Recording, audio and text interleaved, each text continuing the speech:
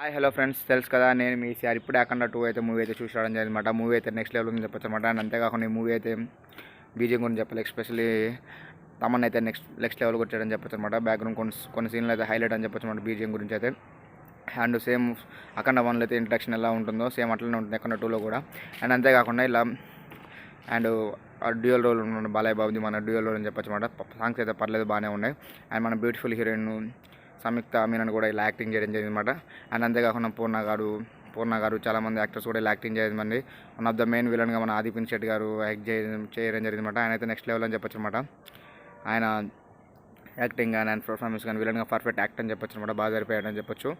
1 అయితే శ్రీకాంత్ గారు అయితే, 2 అయితే ఆది పినిశెట్టి గారు అయితే అని చెప్పొచ్చు అనమాట.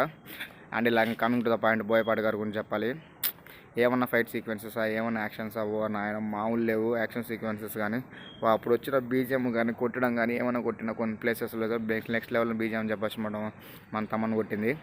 అండ్ అంతేకాకుండా ఫైట్ సీక్వెన్స్ కొన్ని ఉంటాయి, భూచక్రాలు అయ్యి అని తిప్పేయి మన భూచక్రంతో కొన్ని ఫైట్ సీక్వెన్స్ పెద్ద గన్ తోటి క్లైమాక్స్ పెద్ద గన్ తోటి బుల్లెట్ కాల్చడం కానీ కొన్ని సీక్వెన్సెస్ కొన్ని యాక్షన్ సీక్వెన్సెస్ బాగానే ఉన్నాయి, పర్లేదన్న మంచిగానే ఉంటుంది అనమాట, మనకు ఇబ్బంది ఉండదు. అండ్ అంతేకాకుండా మూవీ మనకు స్టార్టింగ్ నుంచి ఎండింగ్ వరకు మనకు బోర్ కొట్టదు. అండ్ బీజిఎంకే నెక్స్ట్ లెవెల్. ఇలాంటి మూవీస్ మనం థియేటర్లో చూడాలి.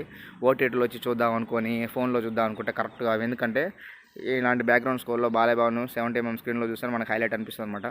అంతేకాకుండా మనం ఎప్పుడైనా ఇలాంటి స్క్రీన్లను ఖచ్చితంగా సినిమా థియేటర్లో చూడాలి, ఎందుకంటే మనం ఆ ఫోన్లో లైవ్ చూస్తే అంత కిక్ రాదనమాట. 100 రూపాయలు పోయినా పర్లేదు, 200 పోయినా పర్లేదు, కానీ మంచిగా థియేటర్ పోయి చూస్తే ఆ ఎంజాయ్మెంట్ ఆ కిక్కు ఆ వేరు 70mm స్క్రీన్ మీద చూస్తే ఆ విజువల్కి వేరే లెవెల్ ఉంటుంది అనమాట.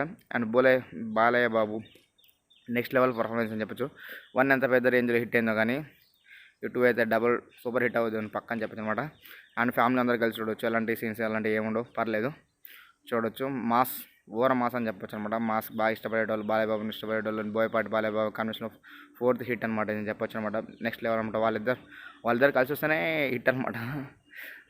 బోయపాటి బాగా తెలుసు, బోయపాటి బాబాయ్కి బాగా తెలుసు బాలయ్య బాబుని ఏ విధంగా చూపించాలనేది పక్కా. మూవీ అయితే నెక్స్ట్ లెవెల్ అని చెప్పొచ్చు.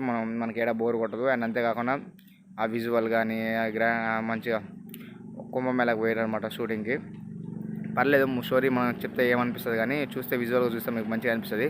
నెక్స్ట్ లెవెల్ అని చెప్పొచ్చు అనమాట. మూవీ అయితే ఫుల్ ఎంజాయ్ చేసి వస్తాం అనమాట. ఈ 2 గంటల 40 నిమిషాలు ఉంది మూవీ అయితే. ఫుల్ ఎంజాయ్మెంట్ చూడండి, ఖచ్చితంగా మనకి ఏడా బోర్ కొట్టదు. నెక్స్ట్ లెవెల్ మూవీ అని చెప్పొచ్చు అనమాట.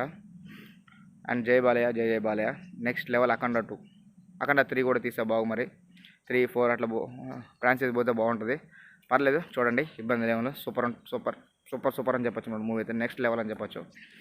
మా తమనన్న నీకు అఖండ 1 హిట్ అయితే కార్ ఇచ్చాడు, నీకు ఇల్లు ఇచ్చినా పర్లేదన్న, అంత బాగా కొట్టావు.